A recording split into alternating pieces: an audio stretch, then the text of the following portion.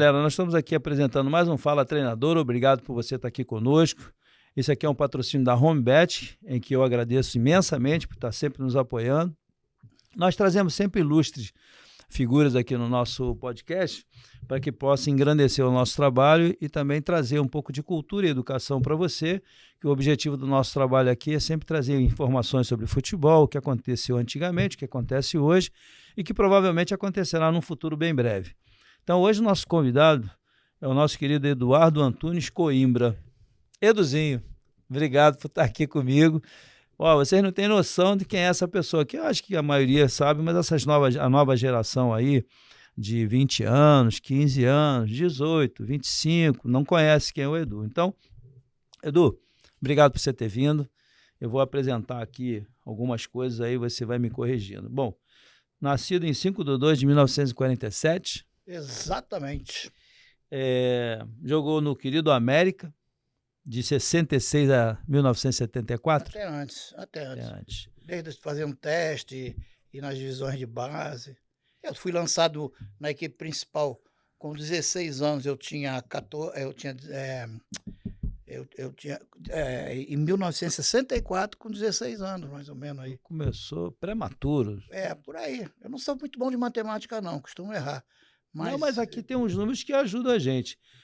212 gols. Só no América, é isso? Só na equipe profissional.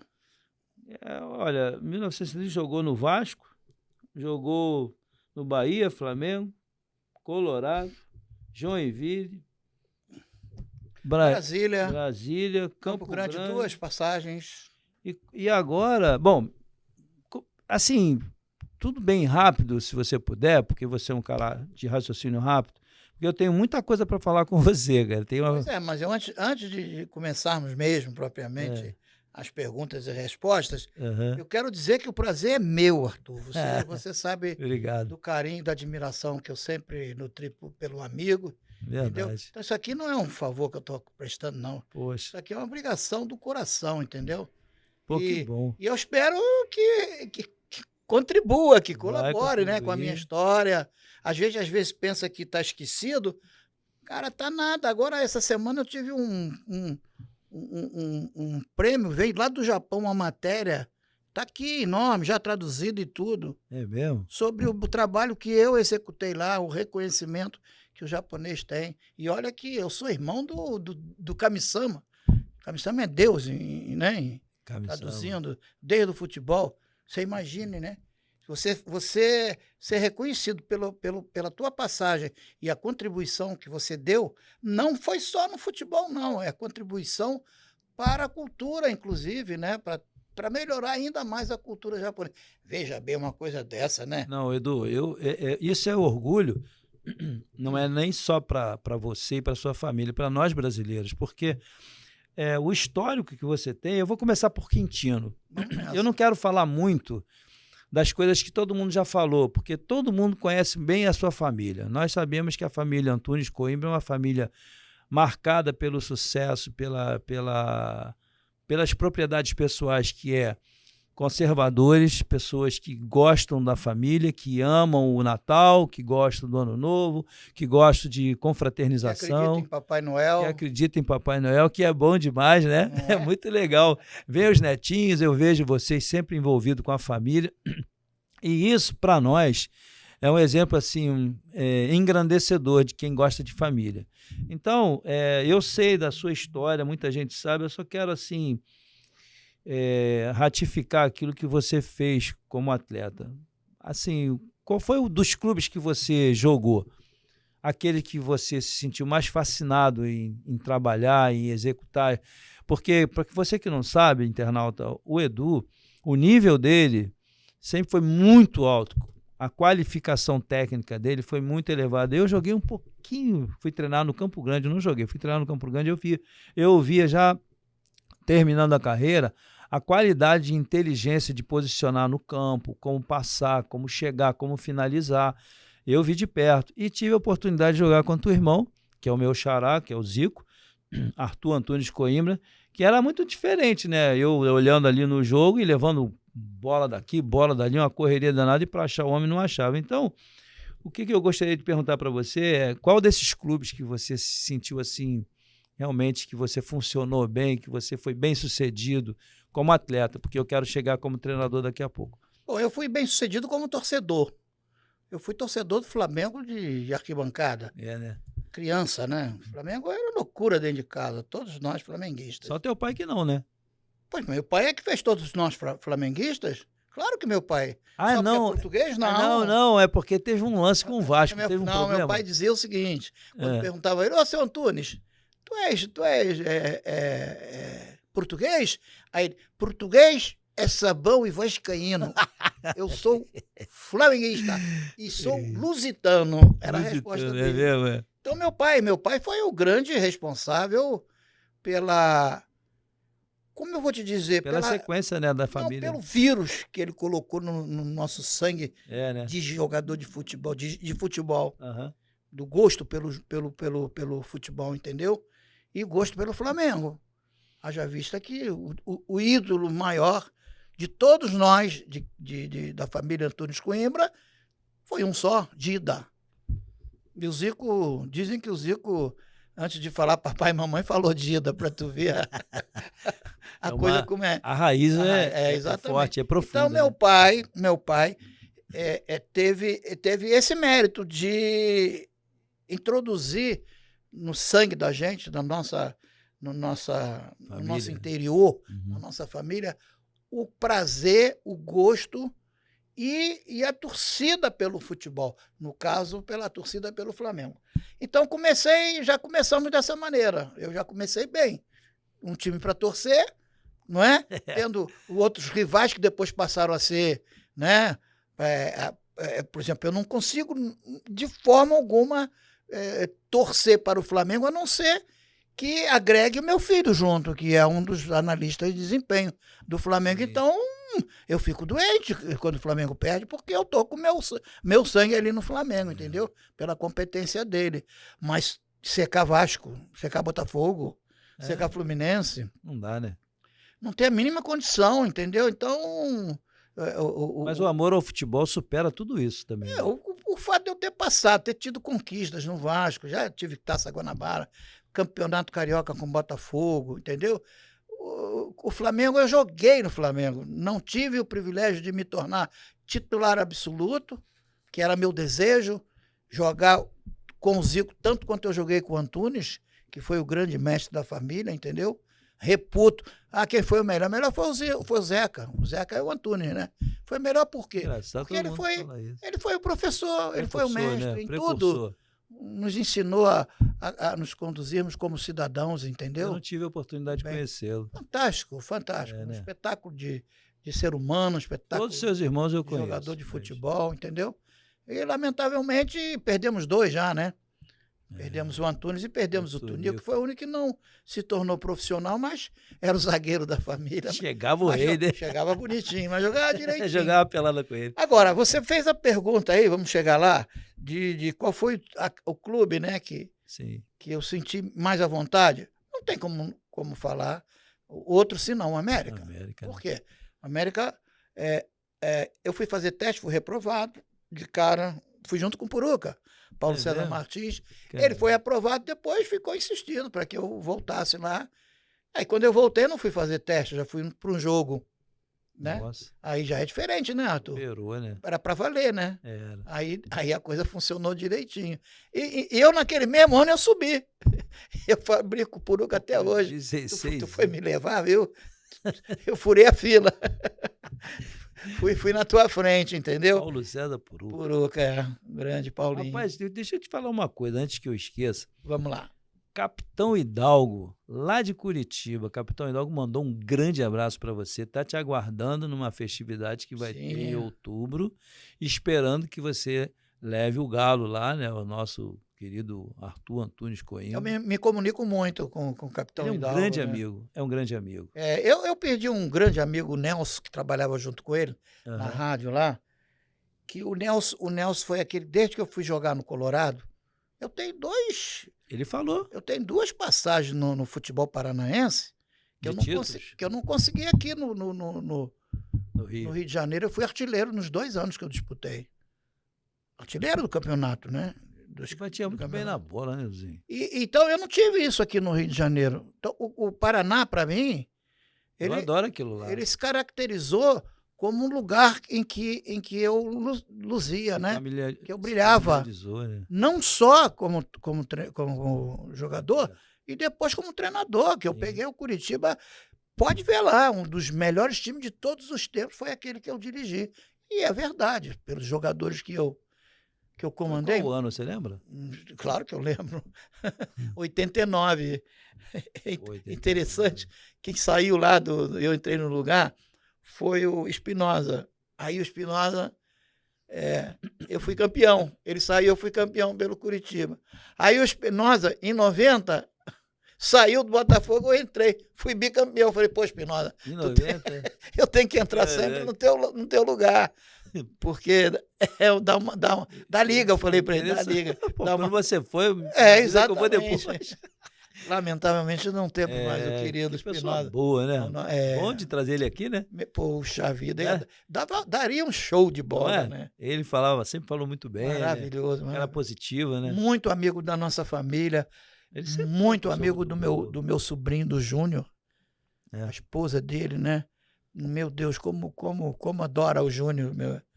E como de engraçado que eu tenho mais assim, o Júnior, para você que não sabe, é um dos filhos do Zico e da Sandra. Eu vou te falar... o responsável pela organização do Jogo das Estrelas, né? Então, Quintino, eu vou te contar uma coisa. Eu vou entrevistar de você, mas eu preciso te dizer uma coisa. Eu morei próximo de vocês, você nem sabe disso. Existia o 11 Rubros, do outro lado da linha do trem, ali no IAPC, você lembra? Que eu lembro. Então, ali tinha uns amigos, Chico, Pelé, vou citar o nome porque eles vão ver o programa, e eles sempre gostaram muito de vocês. E tinha o Nunes, um atacante, você lembra? Centroavante do Maravilha. Que você achava? Aquele cara jogaria hoje? Claro, o Nunes, e tinha um Amilcar também, que era o goleiro, que era o zagueiro. Jogava, era como é que se diz? Meio garfo no meio campo. Tinha o filho do Jair Gaguinho, Paulinho, na direita. Caraca, tu conhece todo mundo. Tinha um lá do outro lado que era do nosso time, que era um canhoto, que era para ter jogado no Maravilha, que nós fomos campeões lá. Uhum. O time do Juventude da rua, né? O Juventude era um time quando massa, começou, né? era vermelho e branco, a camisa era vermelho e branco. Então tinha o Ars de Ouro, tinha aquele da Rua Vital ali, aquela rua perto da igreja. Sim. Tinha aqueles times todos, eram 12 equipes, né? E nós ganhamos esse campeonato, entendeu? Pô, teu irmão, rapaz, ele começou a jogar, eu me lembro dele, lourinho, de franjinha. O Zico. Eu e Zico fomos federados pelo Maravilha, tu sabia?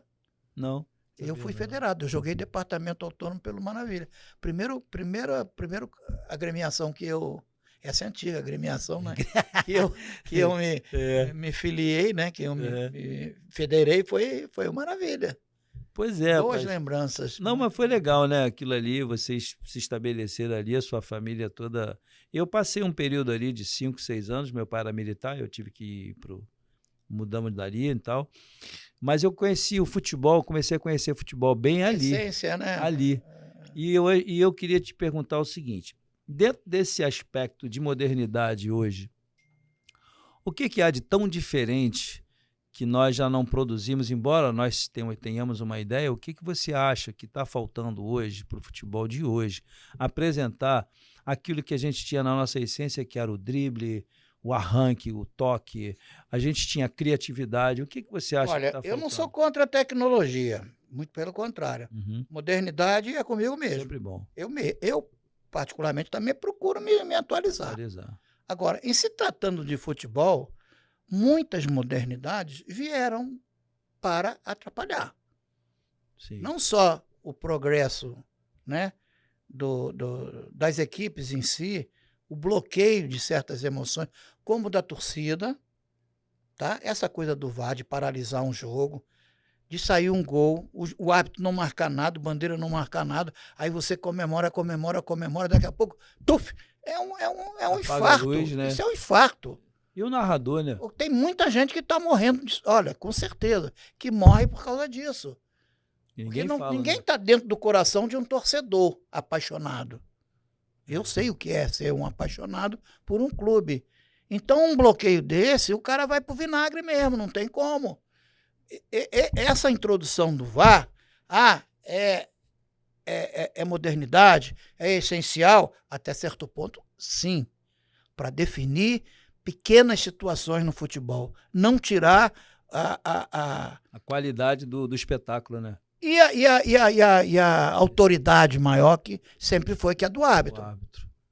Quem tem que definir é o árbitro, não é? Esse negócio deixando, né, quando o árbitro vai lá, vou olhar o lance, ele já está com tudo definido. O cara está lá buzinando no ouvido dele, entendeu? Uhum. É por aí que tu tem que caminhar. Lá em cima é que define tudo. Na Europa não é muito assim não, né, Edu? Eu vejo assim, eu não estou dizendo que nós temos que realmente andar um pouco mais rápido para atingir um nível melhor. Porque na Europa, o europeu não tem a paixão que nós temos. É diferente, né? É muito diferente, você sabe disso. É igual a Argentina. Torcem. A gente é parecido com os argentinos. Vibram, mas eles têm um outro nível de aceitação. Eles são mais comedidos, né? Nós não aceitamos. Vamos lá, o exemplo mais recente. O gol que o Bruno Henrique fez. Uma pintura, ou não foi? Por cima? Domina, vai, encobre, comemora, e aí daqui a pouco vai o VAR. O VAR, ele pune, cara, o peito dele, a cabeça dele. Pune a emoção. Cara, para você considerar um impedimento de alguém, você tem que ter uma distância de um corpo, pelo menos, na frente. Como é o problema da bola. Não tem a bola para sair? Sim. Para sair tem que sair totalmente. Então, tem que estar totalmente à frente do que está do goleiro, não. Ele está legal, porque o goleiro está lá. Sim. São dois. O zagueiro ele tem que estar um corpo à frente. Não isso aí de nariz. Pô, o Zé Mário estava frito, né? Ia ser punido impedimento toda hora. Eu falo isso para ele. Pinóquio não podia jogar bola. Vamos lá. Eu vi um Chico Anísio, né? Monstro, gênio. Demais. Assisti um daqueles shows dele, né? E ele estava falando aquele jogo famoso que pegou aquele negão lá, que o negão, o campo era... Quando o negão aparecia em lept, lembra? Lembra dessa do lept? O lept, hoje estava em impedimento, entendeu? Eu fico pensando no Chico Anísio fazendo um show. Um show hoje, com o VAR e tal. Com o VAR. O que ele não ia fazer em relação a essas punições? Ele é muito criativo, né? Tantos personagens. Então, o que pode fazer? A bola entrou? Bateu na trave. Vai lá, o VAR entrou. Pumba, gol. A bola saiu pela lateral, tá em dúvida, num cruzamento, vai lá, vê. Entendeu? Agora, você dá andamento à jogada. Porra, sai um gol. Arthur, às vezes um gol maravilhoso. O cara volta um lance vamos dizer, 30 segundos atrás para punir que o cara fez uma falta, que empurrou, que não sei o quê. Por que o árbitro não viu na hora? Não, e tem um detalhe, isso aqui Eduzinho, só para ratificar o que você está falando, que uma coisa que me deixa assim, sem entender, o cara dá um tiro de 25 metros, ele exerce um esforço absurdo. Nós sabemos que hoje, de acordo com a intensidade, a maneira como estão trabalhando, pelos protocolos que criaram de intensidade, de força, potência, etc., o cara pode ter até uma contratura ali. Se não tiver ali, vai ter depois, porque ele está consumindo uma energia que ele poderia guardar se o cara tivesse parado logo.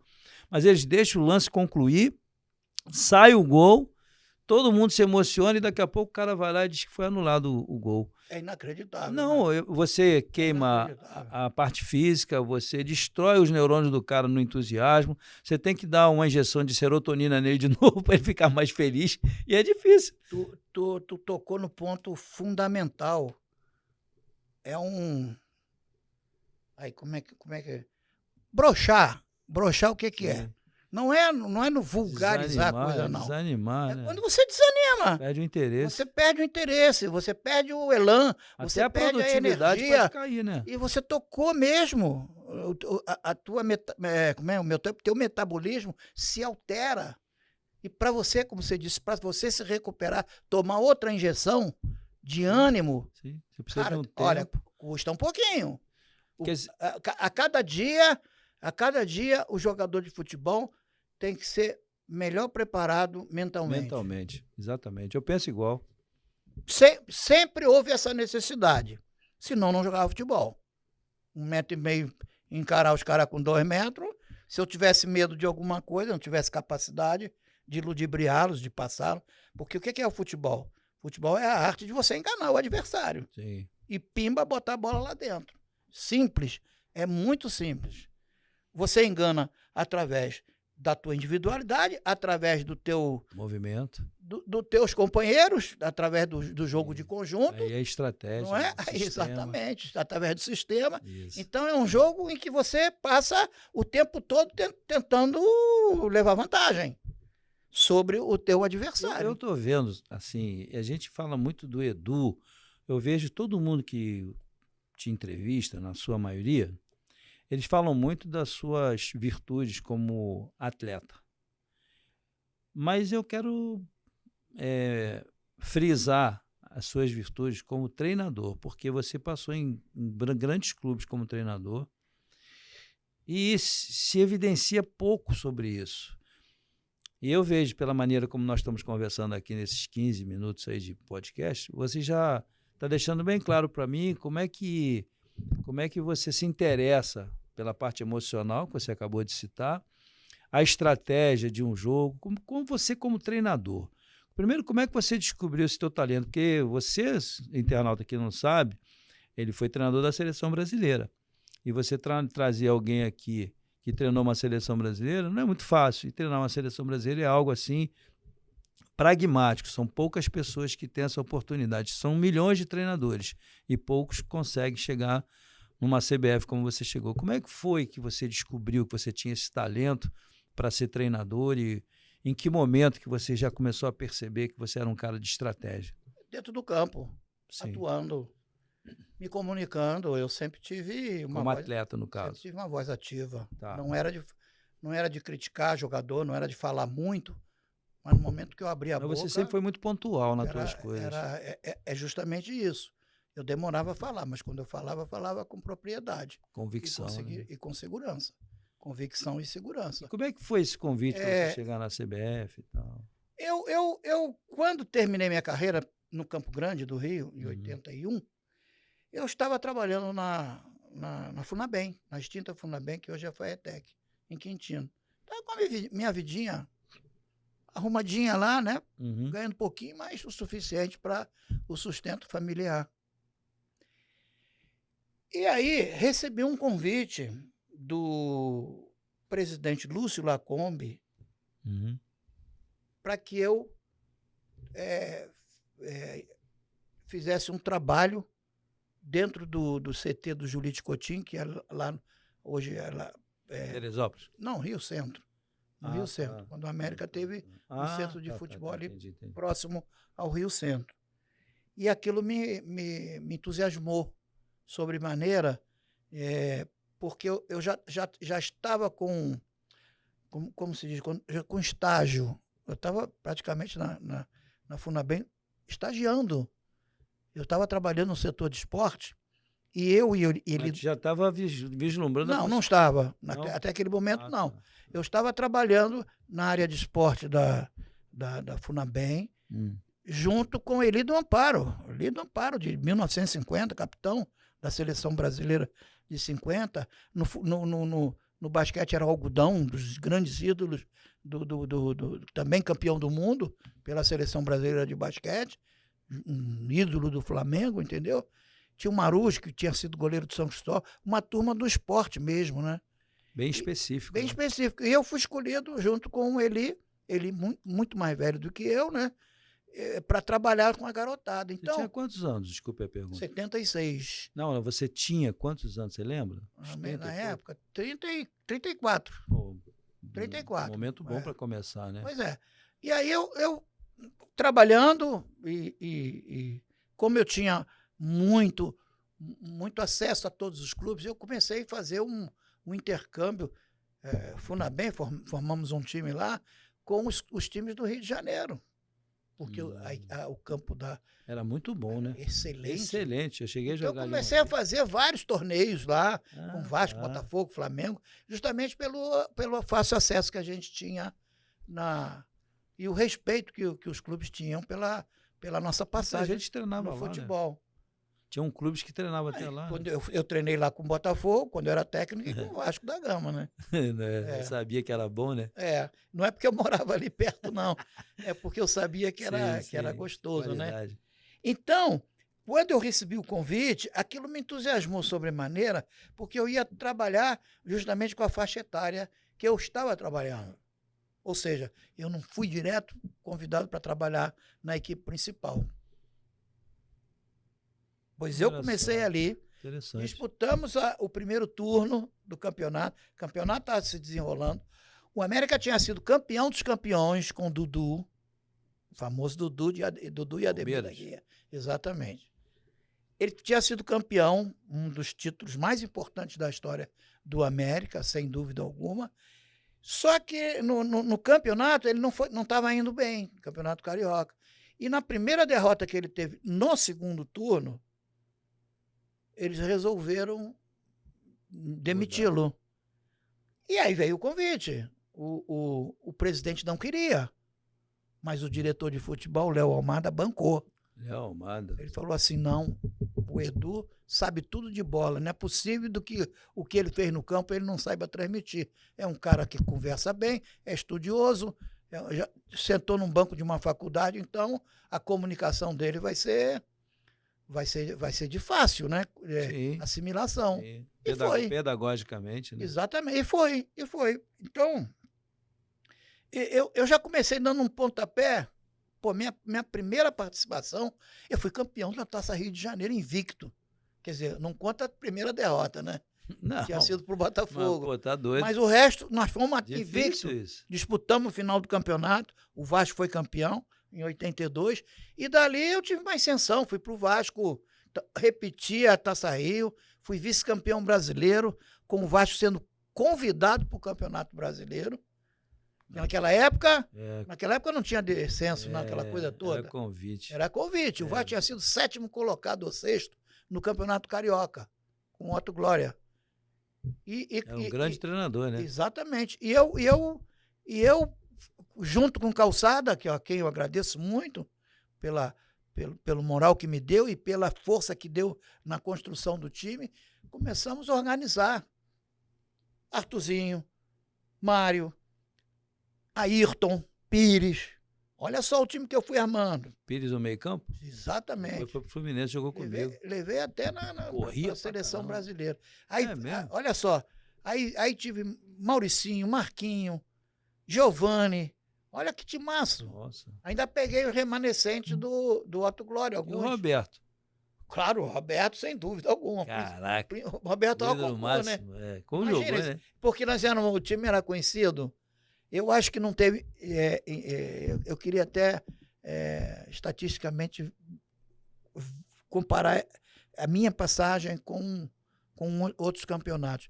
Não teve ataque do Vasco num campeonato brasileiro que tenha feito tantos gols como o nosso. É mesmo? Em casa, ninguém queria jogar em casa. Eu falei, eu quero jogar todos em casa. Invictos, só vitórias. E de 7, de 5, e de 4. Era uma coisa o time do Vasco. Como é que você fazia a organização? Só para compreender, desculpe. O artilheiro do Campeonato Brasileiro, quem foi? Roberto Dinamite. O segundo artilheiro, quem foi? Arthurzinho. Jogou muito Arthurzinho também, né? Cracaço. Arthurzinho jogava muito. Nervosinho, mas cracaço. Todo mundo quando fala dele é assim. Mas eu gosto demais de Arthur. Foi meu jogador. Olha, como também. Treinador, é um espetáculo ele. Mas é nervosinho, né? É nervosinho. Ele tenta se controlar. Saiu do Vasco. Todo mundo conhece aquela figurinha. Uma situação que ele se arrepende. Eu sei que ele se arrepende. Por esse temperamento, mas é dele. Tem pessoas que não compreendem. Mas é um cara de um coração enorme, sabia? Eu sei. Sujeito eu sei. maravilhoso. Sou Né? muito fã do Arthurzinho, muito fã. Não só o craque de bola, Ele jogou muito, né? Jogou muito. mas a pessoa, o ser humano que ele é. E um detalhe, é menor do que eu. Minto, é do meu tamanho, 1,63 m. Pô, mas ele jogou Enfim. muito. E aí, como é que foi Eu daí? tive três jogos na seleção brasileira. Uma derrota contra Foram 3 jogos só? Fórum. É mesmo? Eu não tive aquele compromisso de seguir, não fiz contrato nem nada. Ah. Para a seleção da Inglaterra, no Maracanã, empatamos com a Argentina, no Morumbi, ou no Morumbi, e ganhamos do Uruguai de 1-0. Gol de quem? Arthurzinho. É mesmo? Gol de Arthurzinho. Mas foi o quê? Eliminatórias? Não, jogo festivo, aniversário da CBF. Pô, mas Nada a ver. dá cá pra nós, né? Você sentar no banco como treinador de uma seleção, você tá louco. E vem cá, você tem muita riqueza de conteúdo pra gente poder explorar. Como é que foi essa passagem tua no CSK? Como é que foi? Eu sei que você foi... Não foi minha, foi do Zico. Não, mas você estava com ele. É porque o Zico, eu não quero falar muito do Zico, porque é outra história. Você, com toda essa expertise, como treinador e como atleta... A minha passagem deveu-se o seguinte, Arthur. Eu acompanhei o Zico depois que... se o Zico sentar um dia que ele vai te contar. Como o Zico assumiu o cargo de treinador? Eu estava trabalhando numa cidade afastada de Kashima, né? Que eu saí do Kashima, dei aula num colégio específico de esportes, eu era o professor de futebol. Uhum. E depois foi criado, através de um patrocínio, o Centro de Futebol Edu, o CFE, em Matsuzaka, muito existe? muito distante. Não. E não existe porque eu fui para a seleção. Eu vou chegar lá. Tá. Entendeu? Então, em dado momento, aquilo estava funcionando com inscrição de muitos alunos. Aí é que entrou a minha participação dentro da cultura do japonês também. Através do futebol, eu consegui educá-los. Você está entendendo? Interessante, né? Interessante. Comecei a pensar também, não só na parte de resultados de campo. Eu passei a, parte social, educacional. Mostrar que o futebol poderia trazer para eles outros benefícios. Outros benefícios, como eles já tinham na própria educação cultura, e a cultura do país. E eu fui muito feliz nesse aspecto, nessa escolha, entendeu? Eu sou elogiado até hoje. Eles estão querendo porque querem que eu volte lá. Os grupos que foram meus alunos, cada qual tá dentro de uma escola lá e falam que tudo que eles aprenderam foi comigo. Mas eles são, os asiáticos têm uma coisa de muito legal. Eles A gratidão. Gratidão. A gratidão. Rapaz, impressionante. A gratidão. Aí eu estava por lá, recebi um telefonema do meu irmão, né? Aí, é tão bom falar meu irmão, né? Eu adoro, amo meus irmãos. Bom, né? Meu Deus do céu. Eu só tenho uma irmã. Eu já tenho um irmão. Fiquei tão triste de não ter um irmão, cara. Mas vamos lá. Meus manos, eu nunca chamei de maninho. É legal. Embora a gente vivia se beijando toda... um amor muito bacana. Um amor muito grande, muito grande. Bom demais. Minha irmã foi até prejudicada nesse aspecto. Tadinha. A mais velha ficou aleijada, tadinha. Qual é o nome dela mesmo? Maria José. A Zezé. Aí o Zico me liga. Olha aqui. Eu recebi um convite para ser treinador da seleção do Japão. Eu falei, que maravilha, meu irmão. O que tu acha? Eu falei, o que eu acho? Zico, o teu carisma no Japão, você não tem ideia do que você representa. Ele é muito humilde, né? Não é? Ele é humilde demais. Isso é bom, né? Bonito. Você foi um dos melhores jogadores de todos os tempos no mundo. Você está incluído aí, para mim, entre os 10 melhores, na minha concepção. Eu também acho. Eu te considero o primeiro porque eu sou teu irmão, entendeu? Agora, certo. Você tem um linguajar próprio do jogo, do meio do futebol, de você se comunicar. E você não precisa nem se comunicar com a palavra. que você fizer no campo, eles já vão ficar de babando, entendeu? Talento demais, né? Muito talento. Pois é. Aí ele falou assim, mas você vem para cá comigo? Meu irmão, vou até para limpar tua chuteira. Eu quero te ajudar de alguma maneira. Foi minha resposta. Brincando, obviamente, mas foi minha resposta para ele. Pois olha, ele formou um grupo, meu Deus do céu. Fomos campeões da Copa da Ásia, disputamos a Copa do Mundo, não fomos bem, vamos reconhecer, que esperávamos até resultado melhor. Né? Teve um jogo com o Brasil? Tivemos jogo com o Brasil, perdemos inclusive, né? Foi qual ano, você lembra? Colocamos na frente. Ih, rapaz, eu sou ruim de data. Ah, mas tudo bem. Uma Copa do Mundo aquela Copa do Mundo na Alemanha. É só lembrar o ano quando foi na Alemanha. Bom, aí segue o baile. Aí ele falou, eu falei, vou. Como eu iria convencer o dono da empresa que foi formada, CFE? Falei, Reinaldo era meu guru, né? É até hoje no Japão. Reinaldo, e aí? Reinaldo, eu não me lembro quem é o Reinaldo. Não, você não lembra, não. Reinaldo foi para lá cedo. Tipo o Ramos também, né? Sim, o Ramos. Que foram estudar o Alex, que foi lateral nosso na Copa da Alemanha, ele foi titular nosso. Ele também foi para o Japão cedo, então se tornaram cidadãos japoneses, né, com cidadania japonesa. O que aconteceu? Né? Quando foi formado a comissão, o Zico me chamou para que eu falei, Zico, difícil vai ser, como é que o cara vai me soltar aqui, né? É difícil, tem contrato, ele né? falou que estava funcionando bem. Pois quando o dono, né, o patrono, do CFE, né, soube, ele falou, ele fez uma festa em minha homenagem. Eita! Como é que eles são, né? Você vai representar o nosso país e você está saindo da minha empresa para a seleção do Japão. Ele foi a visão do cara, né? Cara, ele me deu. Eu não sou muito chegar no negócio de marca, não sei o quê, não é? Eu tenho duas coisas importantes que tem marca, mas a marca maior está dentro de mim, do meu coração. Uma delas foi o presente que eu recebi desse patrono no dia da festa. Ele me deu uma... Qual é o nome dessa caneta famosíssima? Aquela preta. Mont Blanc. Ele falou assim, você, toda vez que for assinar um contrato, assine com essa caneta. Até hoje. Até hoje. Eu vou te contar uma história da minha Mont Blanc, tu vai cair para trás, mas vamos lá. Então, ele falou assim, seu irmão, vocês vão fazer uma dupla espetacular.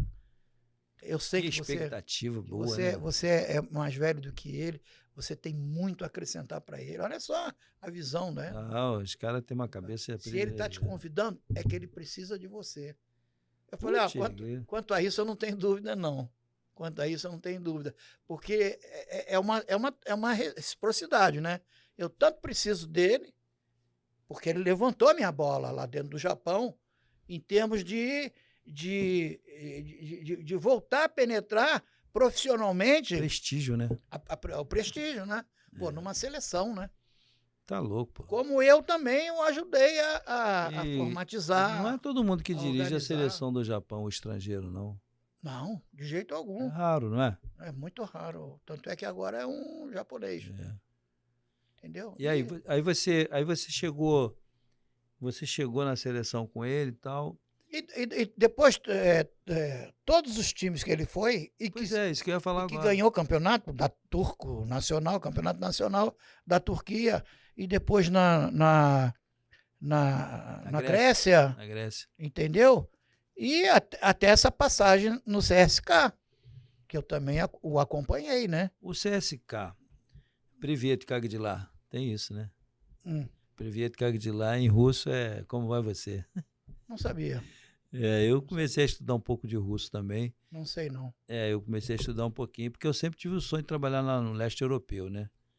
E eu sempre fui muito curioso com o negócio. Eu gosto muito de idioma, gosto de aprender. Eu vim aqui, eu trouxe... Eu não gosto do frio. Horrível. Eu não ligo, não. Horrível. Então, aí você me fala, antes de chegar no CSK, eu queria chegar no Iraque. Como é que foi? Foi turbulento porque estava tendo muito problema, vocês estavam ficando no Catar, não foi isso? Eu tive 2 passagens no Iraque, uma sozinho e outra com o Zico. Tá, então... Sozinho que eu digo, sozinho, não é o termo sozinho, eu tive acompanhado. Estive com meu falecido irmão Antunes, que esteve comigo, com Lanceta e com Jorge Vieira. Inclusive o professor Lanceta mandou um recado para você que ele não pôde vir porque eu avisei muito, muito próximo, porque ele normalmente vem aqui assistir o programa. Ele sabe o quanto ele me ensinou naquela passagem. Ele gosta de você demais. Jair Pereira também mandou um abraço. Eu nunca vi não tinha conhecimento de como um profissional sabia armar, né? Um profissional de futebol, até então, sabia como armar. Como se diz, faz tempo que eu não... Preparação física, no caso? Intervalado. Aqueles que têm estações, como chama? É um circuito. Um circuito. Ele fazia... Aquilo está na minha memória até hoje, e eu usei muito depois. E ele sabe disso. E não tem nenhum constrangimento em dizer quem me ensinou isso foi mas é tão bom, né? Lanceta. Temos referência. O circuito dele, circuito técnico, né? Não é aquele circuito físico. Não, o importante é o técnico, né? Olha, era de uma qualidade, né? Eu ficava vendo, ele ia cedinho, né? O amor que ele tinha pelo trabalho, né? Ele ia cedo para o campo, confeccionava aquilo tudo. Se você pegasse um drone hoje em dia, né? E filmasse aquela coisa... Uma engenharia, uma arquitetura, né? Pronto, tu falou tudo. Ele faz isso até hoje. Aí depois eu tive muita sorte de ter pego, né? Ter trabalhado com ele. Mas porque você com também... Antônio Carlos Melo. O Melo também é muito bom, né? Outro baluarte. Café, Melo, né? Sensacional. Não tive essa... Café também é show, né? Mas o Melo tem Paixão trabalhou no comigo. CSK, ele era o preparador nosso lá. E o Paixão trabalhou comigo dentro da Funabem. Paixão é um doce de pessoa. Pô, maravilhoso. Nossa, mãe. A gente sabe selecionar. Não é nem selecionar. As pessoas de bem, as pessoas... se atraem, né? Elas ficam... Entendeu? Elas ficam agregadas a você. Você, além de querer, é um acontecimento que vem de cima. Não tem como. Isso é obra de Deus, cara. Não, inclusive isso que está acontecendo aqui, eu até quero mais uma vez agradecer a HomeBet, porque eu faço questão, Edu, de toda hora abrir um parênteses para a HomeBet, embora esteja ali na tela, porque eu estou realizando um trabalho que é um trabalho novo, né, Eduzinho? É um trabalho novo em que eu estou tendo a oportunidade de conhecer melhor os meus amigos, porque a gente é muito colega, né? E tem vindo aqui pessoas assim que eu sempre admirei, só que eu nunca pude reverberar isso, porque se você chega lá, ô Eduzinho, eu gosto muito de você, pô, cara, fica uma coisa meio estranha, mas quando você traz num programa em que você se dedica, eu fiz um levantamento aqui, ó, tem 500 perguntas para te fazer. Eu já conheço a história do Edu? Sim, eu conheço, mas eu preciso de esmiuçar. Vai fluindo, né? Vai, e você facilita muito. Então, eu, mais uma vez, o Hélito da HomeBet, o Léo, o pessoal que me dá esse suporte aqui, sabe, Edu, tem que abrir um parênteses para falar sobre eles. Eu queria te perguntar o seguinte, quando você chegou no CSK, qual foi a maior dificuldade que vocês encontraram? Já chegaram com um bonde andando? Eu não me lembro bem. Não, nós recebemos apoio. Não, sim, eu digo assim, a competição ia começar, vocês fizeram pré-temporada, como é que foi isso? Olha, eu não sou bom de memória, não. Tá. Eu sei que nós ganhamos 2 títulos lá. Tivemos 2 títulos. E o frio, hein? Nem fala do frio. Cara, é tudo negativo, né? O frio é de expulsar. É de expulsar. Eu morei na Coreia do Sul, é frio, mas lá não. No Japão também é frio, mas não como na Rússia. 20 negativo. Moscou. Irmão, olha, a cidade é linda, você sabe, né? Eu nunca tive lá, mas eu gosto. A engenharia, você vê... Eu adoro a cultura deles. A única coisa que... lá vou eu falar do que a gente passa aqui muito, mas aqui não é pior do que na Rússia, a corrupção. Eu sei. A corrupção policial é fantástica. Eu sei. Mas tem, por outro lado, tem um outro tipo de ordenamento, né? De autoridade ali, é para ser cumprida. Entendeu? Não que eu seja a favor da autoridade à base da ditadura, da força. Muito pelo contrário, eu sou flexível, eu gosto de ter liberdade, né? Mas não uma liberdade que não seja controlada. Sem bagunça, né? Sem bagunça. Educação, né? Aliás, pô, a educação está em primeiro lugar, né? Lugar. E não dão ênfase, né? Não. Porque para determinados poderosos, né?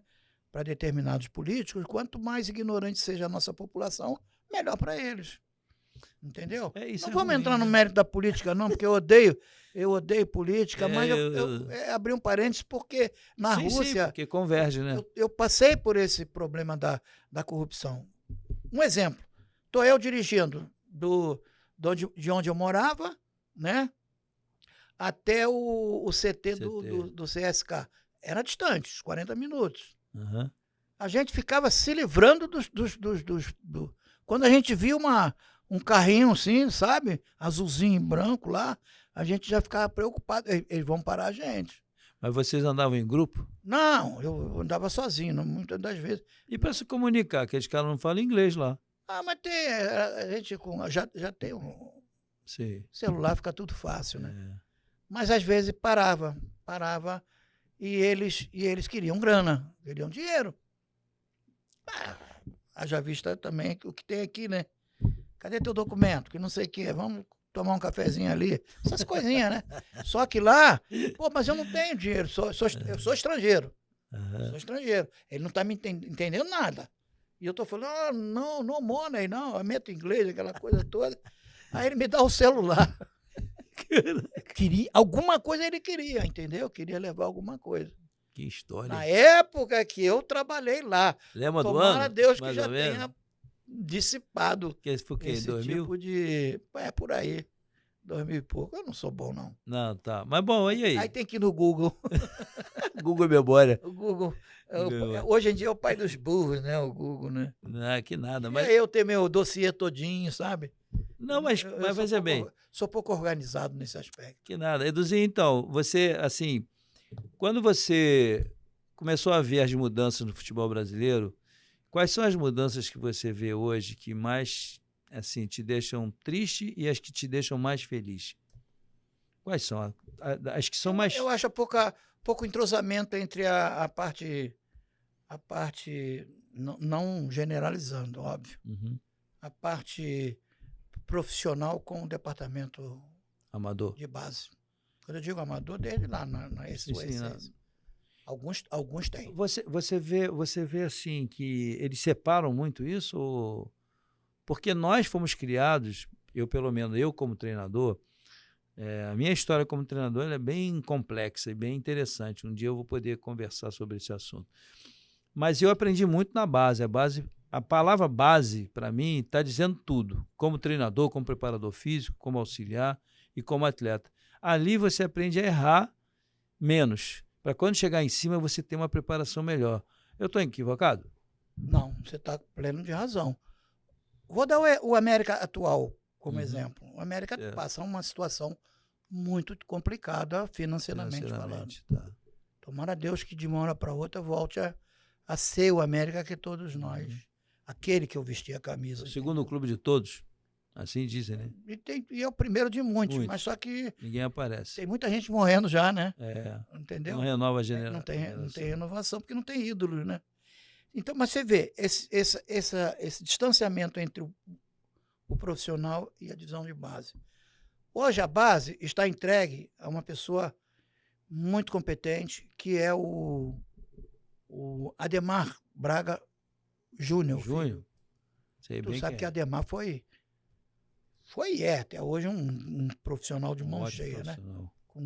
Trabalhei com ele. Serviços prestados ao futebol assim monstruosos. Eu levei o filho dele para a África. E o filho dele é que conduz até o sub-17. Nós não temos nenhuma ingerência na parte profissional, a diretoria técnica não tem acesso. Eles treinam lá às vezes, essa coisa toda, mas não tem acesso. Não define, não decide, nada. É tudo entregue a esse grupo. É terceirizado. Que dizem ser do Romário. Ah, tá. Dizem. Entendi. Pode até ser. E se for, palmas para ele, porque tá está injetando, né? Sim. Se a coisa é séria, se a coisa está funcionando para o América, como ele está dizendo agora, que vem como presidente do clube, se vier para seriedade, para levantar o América, tem que aplaudir. Sim. Entendeu? Sim. Se vier com outra finalidade, aí a gente não tem que aplaudir, tem que apupar. Eu confio muito em que a palavra dele nesse aspecto, porque ele nunca negou que ele é um torcedor do América, por causa do pai, do seu Edevair. Isso. E isso ajuda mesmo nessa, ajuda sim. nesse o nome processo dele é pesado, né? é muito forte. É muito forte. Ele foi um cracaço de bola, ele tem um peso danado. Rapaz, tu imagina esse cara jogando com o Zico? Quantos jogos eles fizeram aí no jogo das estrelas? Sim, mas eu digo, tu imagina os dois de 20 e poucos anos jogando juntos. Eu queria ter visto, vamos botar as coisas nos seus lugares. Não, o tempo certo, eu queria ver o Zico ter jogado mais tempo com o Roberto. Eles nunca perderam. Eles se davam bem, né? Em todos os momentos. Ficaram invictos. Todos os jogos foram vitoriosos. O Roberto falando que não tem nada. A gente conversa aqui, mas o Zico sempre aparece aqui na mesa, né? Falando que assim, pô, quando tinha uma falta perto da área. Eu vejo ele, volta e meia, eu vejo. Ele já ficava falando assim, ai, meu pai amado, acho que ele vai lá, dei pão no saco. Mas acontecia o contrário também. Os dois ali eram demais, esses parênteses que se abrem aqui são ótimos, sabe? Porque quem está nos assistindo fica pensando, caramba, eu tinha a minha identidade futebolística, eu sabia, como poucos, meter um chute de fora da área. Eu vi. Com uma violência danada. Eu olhei aqui. E os goleiros iam fazer golpes de vista, eles se quebravam, porque eu tinha o Zico que chamava de elevador o chute. É aquele chute que tu parece que ela vai lá no décimo andar, ela voa. Desce rápido. Atrás. Então eu fazia isso com muita facilidade, batendo falta. Batia falta principalmente com a bola em andamento. Próxima área era o mais difícil, né? Com a bola em andamento é mais difícil. Mais fácil. É mais fácil porque não tem barreira. Quando você prepara mais fácil para você que sabe fazer o negócio. Quando já tá. Então, você veja bem, o Roberto, eu sempre percebi assim, eu já no Vasco, jogando ao lado dele. Né? Fizemos dupla. Sim. Né? Jogando decisões e tudo. Aí eu falava assim, Roberto, quando a gente ia bater bola, ou bater falta, eu sabia que eu não ia bater, mas eu ficava ali, né? Eu batia dos lados e tal. Mas quando era para acertar o gol, tudo era ele. Nem chegava perto, não dá, vai chegar perto. Batia o quê? Umas 30, 40, 50? No treino? Isso. Só que ele tinha uma característica que quem está nos assistindo se vai lembrar do Roberto. Sim. E é muito bom lembrar do Roberto. Lembrar com que jogadorzão, né? Fico até emocionado.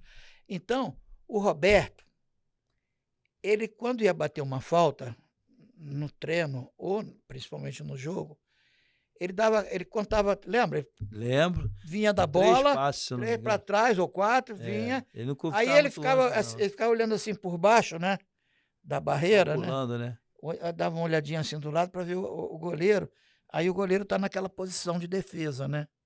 Aí ele ficava, lembra que ele ficava balançando. Quando o goleiro relaxava, o que é relaxar? Ele tufe. Pegava ele não dava tempo. Não dava tempo de reagir. Mas olha só que... A sutileza, né? E que inteligência, né? Não, pois é. Mas é o que eu estou falando, antigamente... Então, toda arte tem explicação, né? Você não tem arte só é porque você adquire, aprimora e bota a tua marca registrada naquilo ali. E por que hoje os caras não deixam os caras baterem falta? Treinar falta lá. Não tem. São só 5 não por tem dia. Aquele sutiã que eles usam por baixo agora, não sei o nome daquilo, não. É o GPS. O GPS. Já está no limite, vamos parar, está no limite, não pode mais bater bola. Não teve um, Eduzinho, não teve um que aí o Flamengo fica 1 ano sem fazer gol de falta, quando fazia gol de falta todo jogo. Não, mas é impressionante que se você não repetir, não tem um acerto. Ó, luta você tem que repetir. O Bernardinho no voleibol, todo mundo sabe que tinha que repetir a mecânica do movimento. Pô, você para saltar bem, tu tem que treinar. O Usain Bolt para atingir o recorde mundial, ele treinou muito para chegar naquele nível. Aí uma das coisas que você pode acrescentar aí, que trouxeram prejuízo. né, ao aperfeiçoamento de um jogador numa partida de futebol. A bola parada, né? Não, parou, pô. Não tem quase ninguém que faz Então, gol de falta. Mas eu, uma raridade. honestamente, Gostei do que você falou. Parou. Simplesmente parou. Eduzinho, Tu tem uma simplicidade tão grande que eu acho que quem assiste isso deve estar gostando, porque é tão bom, a pessoa não tem frescura, negócio de ficar procurando palavras difíceis. Porra, ontem eu estava comentando o jogo Flamengo e Kashima Antlers na TV Zico, né, na Copa Amizade. Sim.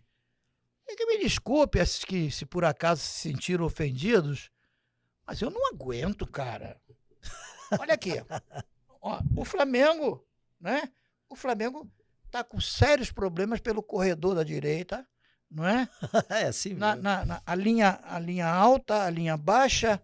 É tanta coisa que nego inventa para uma coisa tão simples. Que quem tá do outro lado, pô, o que esse cara tá querendo dizer? Engraçado. Entendeu? Que tem muita gente reclamando disso, muito. O meu filho fala, pai, você se for pro campo de jogo começar a mandar tuas coisas do teu tempo, vão te chamar antiquado. Eu falei, vão me chamar, mas eu vou fazer. Eu não vou na conversa de ninguém, eu vou fazer aquilo que eu tive resultados satisfatórios. Sabe o que eu acabaria? Pô, os preparadores vão ficar na bronca de mim agora. Já falei isso pro Melo, né, que eu tenho intimidade.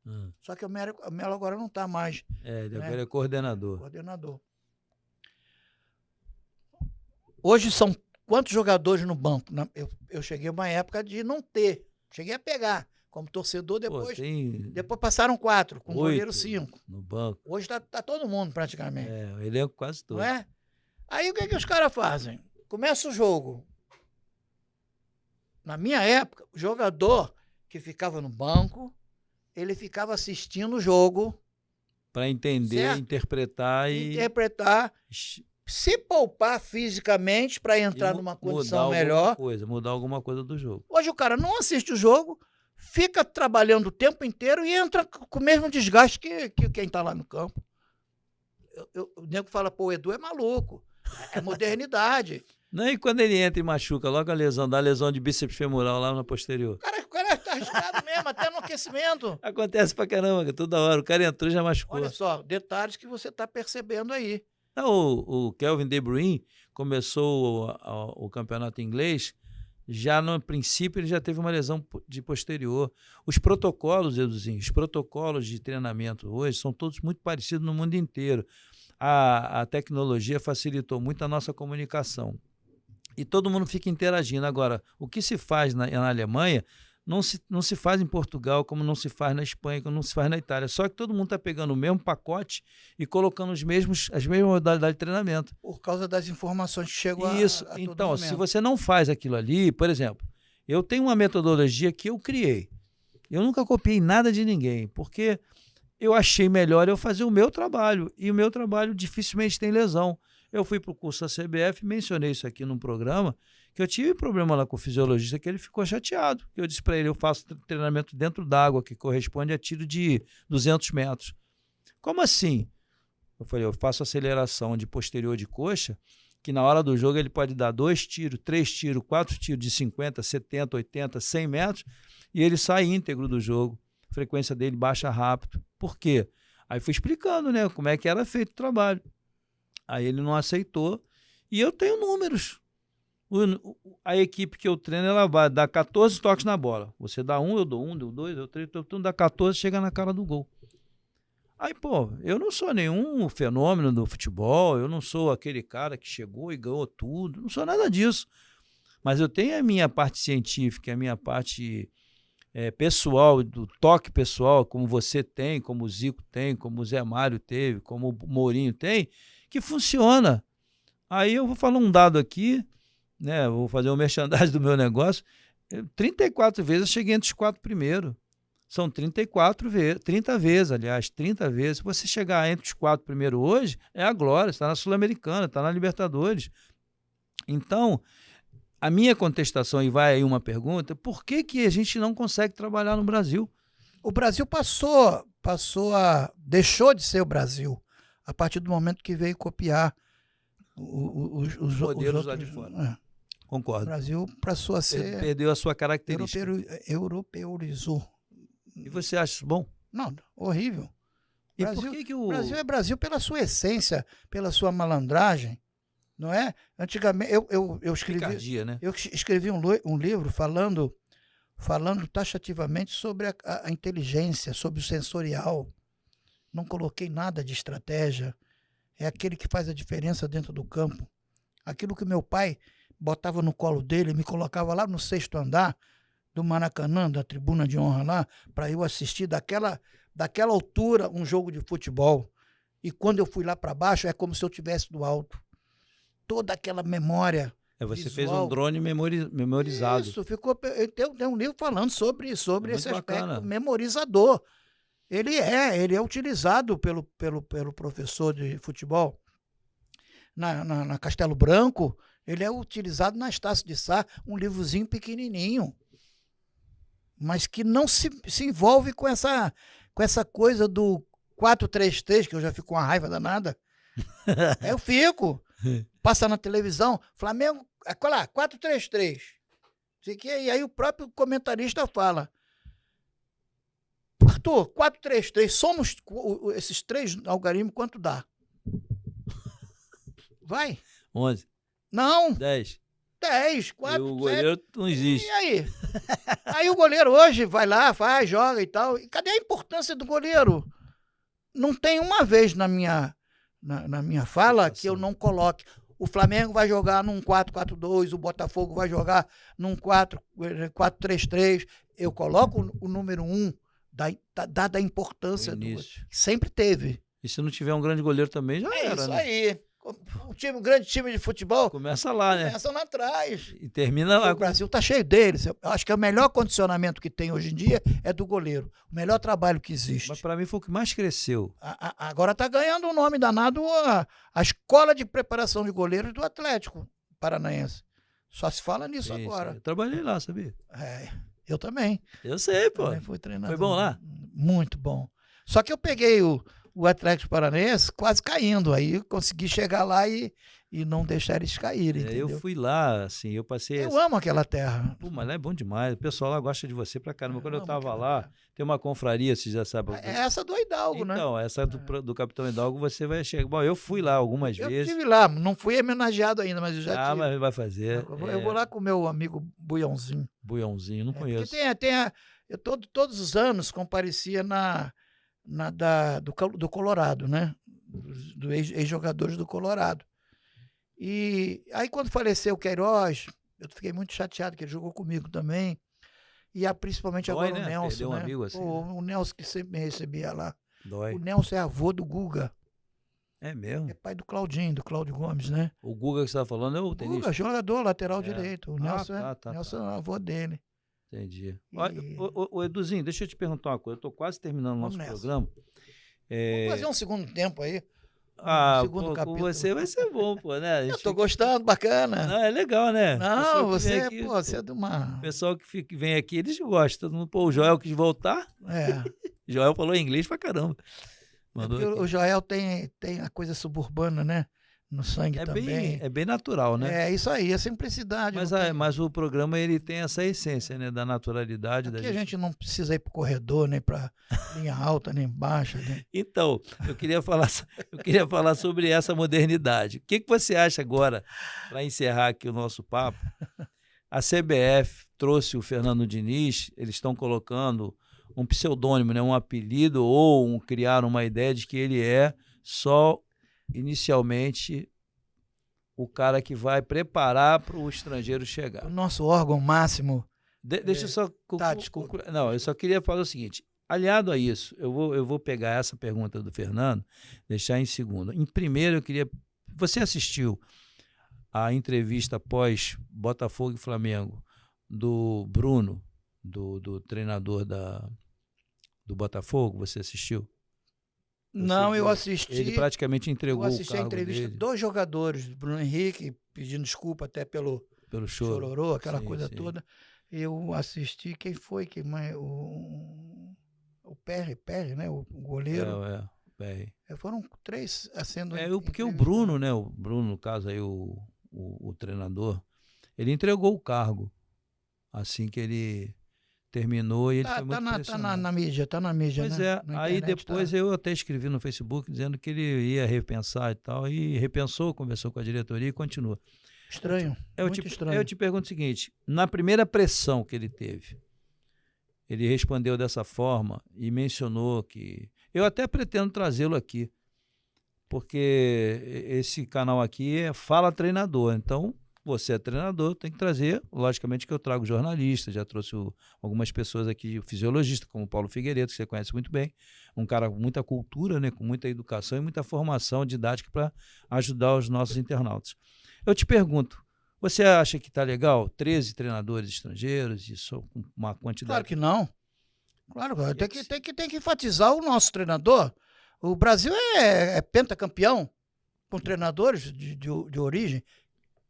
Ser contra estrangeiro, eu aprendi muito com treinador estrangeiro e o maior deles chama-se Renganeschi.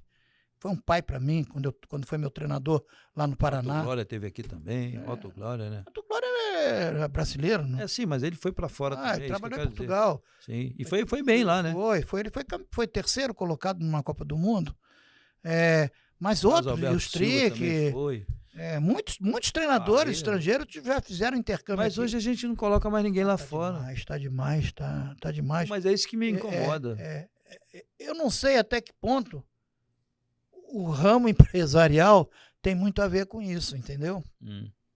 Tá.